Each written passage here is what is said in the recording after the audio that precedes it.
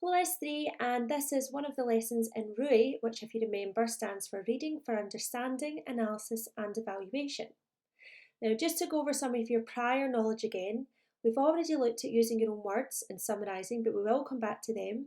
We've looked at word choice very briefly, we've looked at jargon and we've looked at effective conclusions. We're going to do a bigger unit now on focusing really on analysis. We're going to look at analysing word choice, and that will be this lesson, followed by analysing imagery. We're also going to start looking at linking sentences, which is something we don't normally do until S4, but from looking at all the work you've done so far, I know you can cope with it. And finally, we'll look at tone, which is something we've talked about casually in conversation, so it'd be really good to now formalise it a bit more. So let's think about analysing word choice a bit more. What do we know again about word choice? Well, hopefully you remember that you have a word or a phrase, and a word or a phrase has a denotation. Now, I'm going to let you stop for a minute. Can you think about what a denotation is? Does anyone remember? Hopefully some of you knew that a denotation is the dictionary definition of a word. Then you have a word's connotation. And what does connotation mean? So connotation means the ideas that we associate with a word. Now, when you're asked to look at word choice, you're really just looking at the connotations of the word. So we don't need to know what the dictionary definition of the word is. We want to know, well, why did the writer use it? Well, the writer used that word because it wanted you to feel a certain way, or she wanted you to feel a certain way. And they used that word because it conjured up certain ideas for people. Now, unfortunately, in National 5 and higher, you don't tend to get told exactly what words to look for. So we need to think about strategies here. And the easiest thing to think about is that words that tend to be used in word choice are verbs, adverbs, and adjectives. So I want you to look at the words that are coming up now. Aggressively, gingerly, sneaky, slashed, sincere, rifled. Start thinking about which of these is not a verb, adverb, or adjectives. Tongue, disgusting. Okay, you've got this same PowerPoint in your OneNote. What I want you to do just now is go to this page, and I want you to write beside each word whether it's a verb, an adverb, or an adjective. And if you can spot the sneaky noun, then I also want you to label the noun as well. It's really important that we know what these are, because when you're in the middle of an exam and you're asked to look for word choice, I want you to really focus on verbs, adverbs and adjectives, because 9 times out of 10 they will be the correct words to focus on in a word choice question. So pause the video and have a go at doing that. Now, some of you are probably wondering, well, why would we not look at nouns? Well, first of all, it's just a rule of thumb. Occasionally, nouns can be used in a word choice question. Usually, if someone or something is given a different name because of the connotations of that name.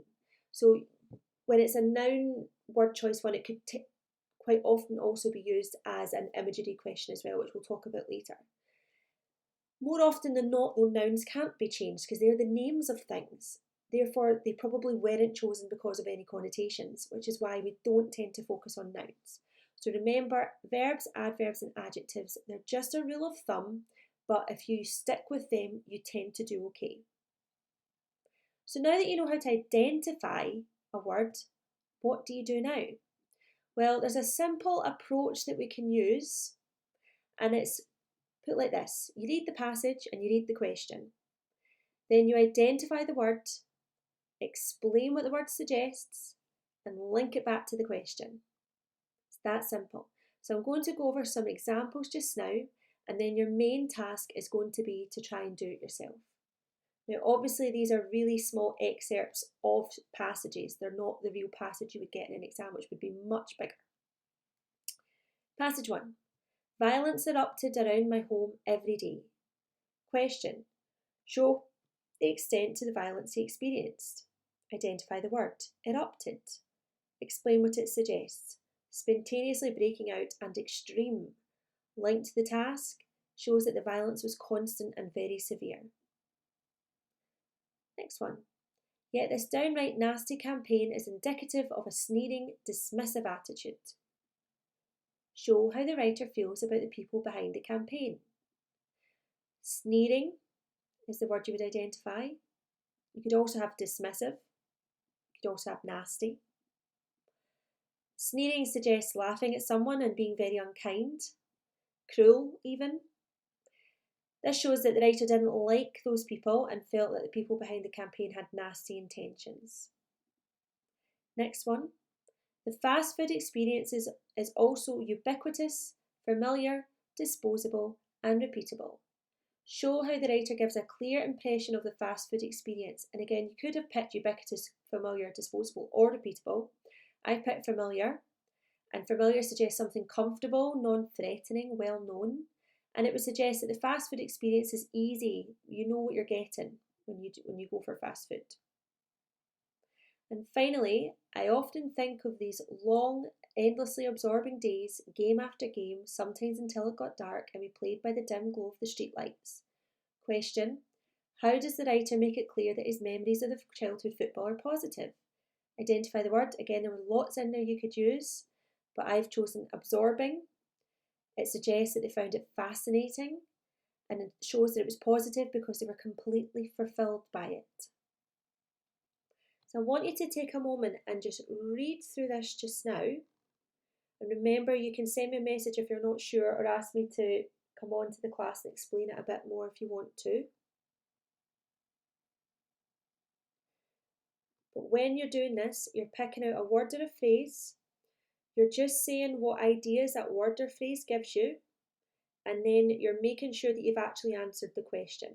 Those are the 3 steps in a word choice question process. Okay, what I really want you to do now is have a go. Okay, so you're going to complete this table in your OneNote. First one is the stratospheric success of Frozen has elevated her into a new league, and that was from a passage about Idina Menzel. The question is, show how the word choice makes it clear that Frozen is successful. So you're finding a word there which helps you understand that Frozen was a successful film. Identify the word, explain what it suggests, link it back to the idea of success. She thought of leaving him there and running out to fetch help, but was paralysed by the thought that what he might steal in her absence. The question: how does the writer use word choice to convey the girl's fear? So find a word that shows her fear, explain what that word suggests, and then link it back to the idea of conveying fear. Third one, this is about J.K. Rowling, the writer. J.K. Rowling described to Jeremy Paxman, who's an interviewer, how she has had to cope with begging letters and journalists rifling through her bins. How does the writer's word choice help to show the negative effects of fame? I just want you to pick one word just now, explain what it suggests, and link it to the idea of negative effects of fame. And finally, the session is drawing to a close and the teacher opens a bag of teddy bears and passes them around. We're going to sing Rockabye Baby to help our teddies to sleep. Millie, 3, suddenly pipes up. I don't like Rockabye Baby, she says firmly. Show how the word choice suggests something about the little girl's character. So pick out a word that helps you understand something about the little girl, explain what it suggests, and then explain what part of her character it actually shows. So you're going to pause this video just now and complete this table in your OneNote. Remember, you can just type. So things to remember then in word choice question.